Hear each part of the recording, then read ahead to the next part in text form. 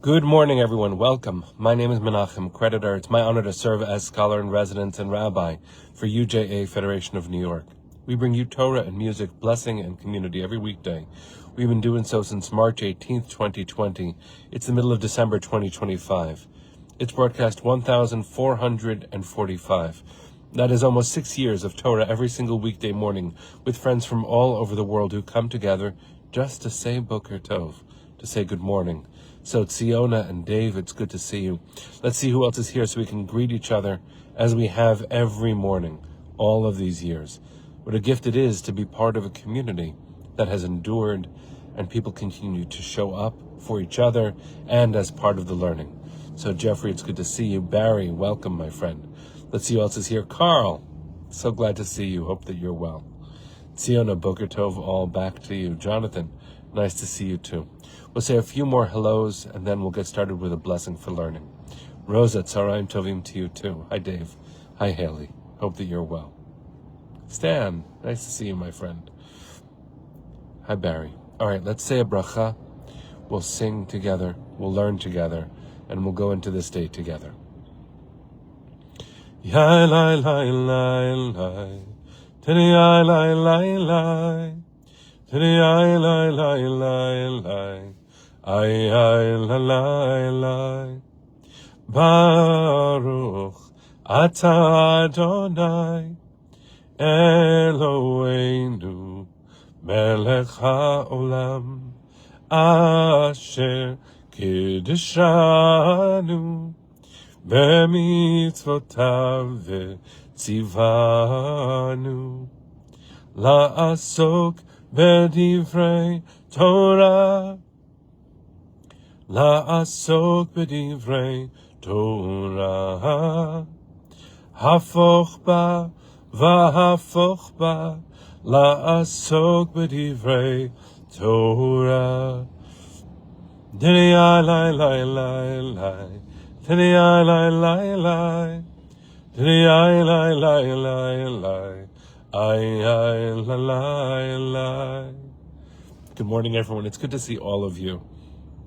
As you can see, I'm on the road. I'm actually about to meet some leaders of UJA down at the Anne Frank exhibit at the Center for Jewish History in New York City. And so I'm on the road. If you're joining us from Instagram, thank you for joining us on Facebook. When I'm traveling, I can only access one way of sharing this Torah community at a time. It's good to see all of you. Parshat Vayeshev, where we are in the Torah, includes moments that deal with the depth, with the interiority of our soul, but there's also a portion, an aspect of Vayeshev that deals with the surface. We are introduced to Jacob's love for his son Joseph, manifest through a garment called in Hebrew a kutonet pasim. Kutonet is a word for a cloak. Pasim is a strange word. We don't really know what it means. It likely means stripes. Some commentators suggest that it was made of fine wool. Whatever it is, it's precious. It's special. And if you look at the rest of the Parsha, clothing does appear as a strange and continuous motif. Among the most famous sections that involves clothing is when Joseph is eventually sold into slavery and then bought by Potiphar, a royal noble person in Egypt, and Potiphar's wife tries to seduce Joseph. She grabs his clothing.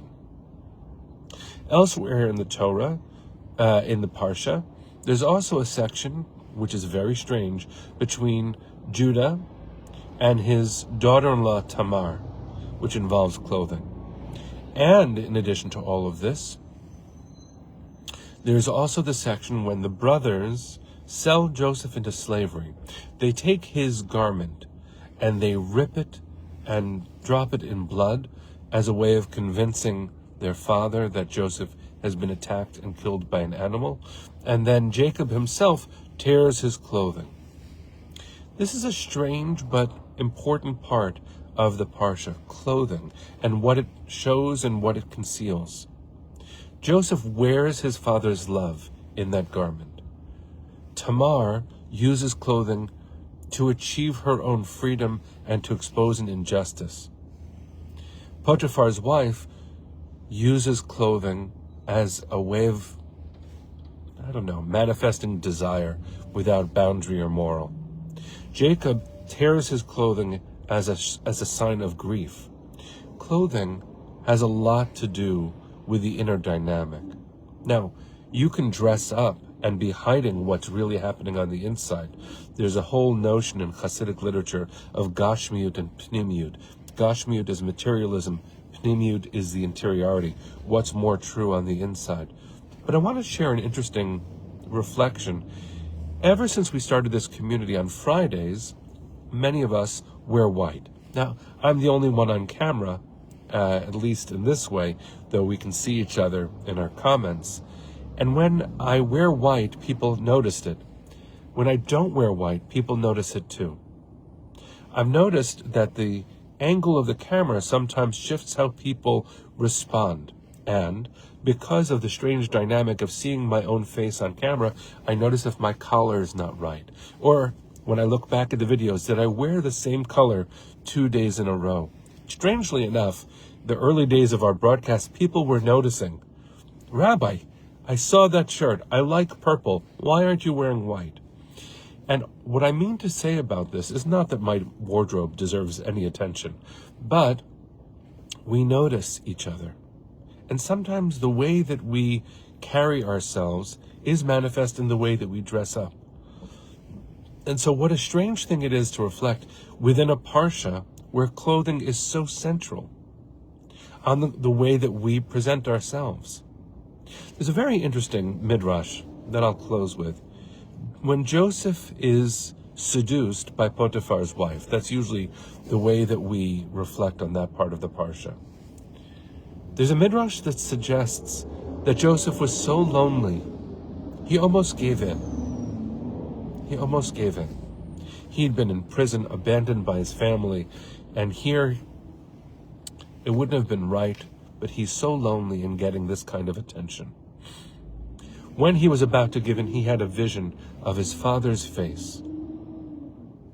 And he saw that his father was looking at him. And within this midrash, there was also a vision where Joseph is told, in the future, every tribe will be represented on the clothing of the high priest. If you do this, you will not be represented. And so, this is weaving it all together, to use a word. There is something to be said for being who we are on the inside, in the way we are also presenting on the outside. No one should measure us by how we look. We're told in Pirkei Avot, Al tistakel bakankan ele bama sheyesh bo. Don't judge a book by its cover, basically. Don't look at the vessel. Rather, we should know the content of character, as Dr. King famously said. What does that reveal about us? But in this week's Parsha, clothing carries a message. I know that when I dress up just a little bit, I feel different. When I put on my Shabbos shoes, it feels different. Joseph's clothing invites complicated emotions. Judah and Tamar, that clothing is complicated. When Jacob tears his clothing in grief, that is also a message. I share all of this with you not because clothing really matters, but because our emotional response is fascinating to think about when we look at what someone else is wearing. Perhaps we could see in this parsha how complicated it is when we only use our eyes to see the surface of someone and not really what's happening beneath the surface. So I invite us, especially this week, to look past the surface and to really wonder, well, that person's dressed nicely. I wonder how they are. That person looks way too schlumpy, to use a phrase. I wonder how they are. No matter what we wear, we're human on the inside. There's a beautiful teaching that when the tabernacle was eventually built by the desert generation, we're not there yet in our parsha, the ark that held the tablets was gold on the outside, gold on the inside. And the rabbis ask, gold on the outside we see that. Why gold on the inside? Why is it layered in gold where no one would see? And the phrase is tocho kivaro. Your inside should match your outside. There is beauty deep within. You can't see it, but we have to know it's there for each one of us, created in the image of God. It's not what you wear, it's who you are. What an important thing for us to continue teaching, knowing about ourselves, and believing about each other. Let's send our hearts to the east, friends. Let's sing. Kolon malevav penima nefesh Yehudi homia ulefate mizrach kadima ayin letzion tzofia od lo avda tikvatenu התקווה בת שנות 2000 להיות עם חופשי בארצנו ארץ ציון וירושלים